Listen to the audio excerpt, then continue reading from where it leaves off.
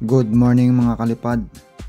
At ngayong umaga ay tayo ay lilipad dito sa amin sa Manning, Alberta. Isasagad natin ng 120 ang lipad ng ating drone. Mamamasyal tayo dito sa mismong highway mga kalipad. Titignan natin ang kabuuan ng Manning, Alberta. Ayan. So kung napapansin nyo mga kalipad, ang Manning, Alberta ay lubog. Kumbaga nakalubog siya. Hindi siya nakaangat, kumbaga nakapantay dito sa mismong farmland. Nakalubog ang town of Manning. Mababa ang level niya. Ayan. Kaya pala pag magpapalipad tayo ng drone, pag dito lang mismo sa harap ng bahay, nagwiwik yung signal, talagang humihina kasi nga nakalubog ang area na to. Ayan. Kung napapansin nyo, tinan nyo yung mismong highway, yung kalsada, ang taas, diba? Ayan, no, tama, mga bahay nasa baba. Ayan. Ayan, tingnan nyo ang kalsada dito. Ang ganda. Ayan, no? Simple lang yung mga kalsada nila dito pero matibay. Ayan mga kalipad. Dito sa bandang kaliwa to, itong daan na to, diyan ako nagbabike. Diyan ako pumunta nung nakaraang linggo mga kalipad. Diyan. Ito namang binabaybay nating daan na to, itong kalsadang to. Yan yung daan papunta sa Papis River. Yan, yung daan yan. Grand Prairie. Halos dyan lahat dadaan. Yan. Yung galing high level. Yan. Dyan din mga kalipad. Ganito lang ang buhay dito sa Manning, Alberta. Ang mga tatanaw mo, puro bukidin. Yan. Ayan mga kalipad. Oh, di ba? Ang linis ng kalsada nila. Wala kang makikitang traffic sa umaga, traffic sa tanghali, traffic sa hapon, sa gabi. Wala kang makikitang ganun mga kalipad. Ang makikita nyo lang ng mga ganun pag nasa mga city kayo. Mga sentro, yan. Meron may mga traffic dyan, di may iwasan. Pero hindi kagaya sa Pilipinas na ganyan ang daan sa atin. May mga traffic kasi halos lahat kantuhan. Puro kanto. Ayan. Dito hindi. Ayan. Tingnan nyo, napakadiretso ng kalsada dito mga kalipad. Tuwid na tuwid. Ayan.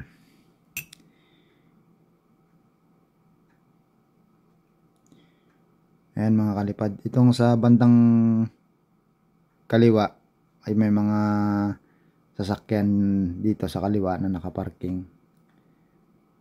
Ano to parang pagkakaalam ko dito mga kalipad, shop to.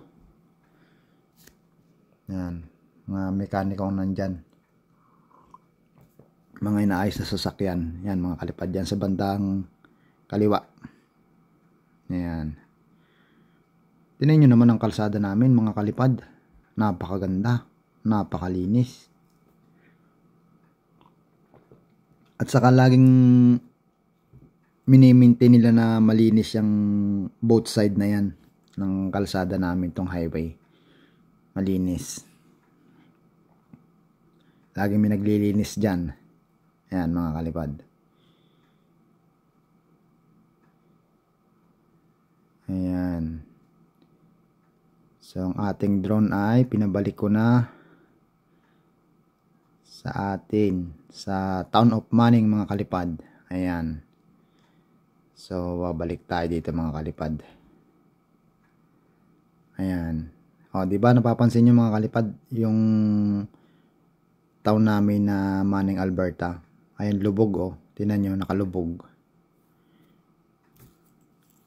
So kaya mahina ang signal natin, hindi natin nare-reach yung 4 kilometer Ayan. Kaya hindi natin kayang i-reach. Kung pupwesto sa mataas, ayun, maabot yung 4 kilometer. Bali, mag-a-average na tayo doon ng 8 kilometer. Back and forth na yun mga kalipad. Ayan mga kalipad. O, tingnan nyo, lubog na lubog, di ba? Nakalubog siya. Ayan. Yun namang highway na yun, yung diretsyong yun sa bandang itaas, sa kanan. Yun naman yung papuntang high level. Ayan. Yan daan na yan. Ayan. Dito na tayo sa tapat ng simbahan namin. Ayan mga kalipad.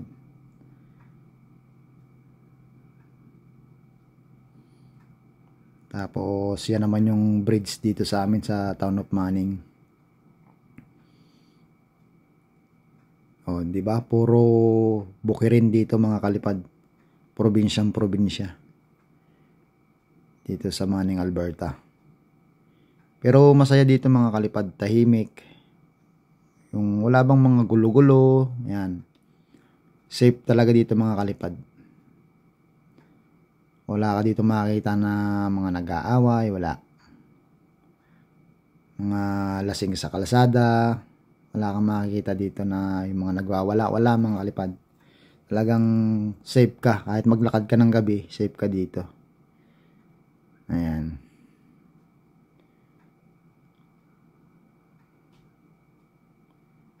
Ayan mga kalipad. Ito namang gawing kanan. Ayan mga kalipad. Yang napapansin yung may kulay puti na bubong. Ayan. Yan halos katabi niyan ay Nova. Nova yan mga kalipad. Hotel and restaurant yan. Diyan naman nagtatrabaho ang aking sister-in-law at saka mother-in-law. Ayan, diyan sila nagtatrabaho. Ayan. So, tinan nyo, ang kabila naman, bukid ulit. Oh. Ayan mga kalipad. So, talagang wala ka nang makikita ngayon ditong mga ice na tumigas. Halos tunaw na lahat. Ayan mga kalipad.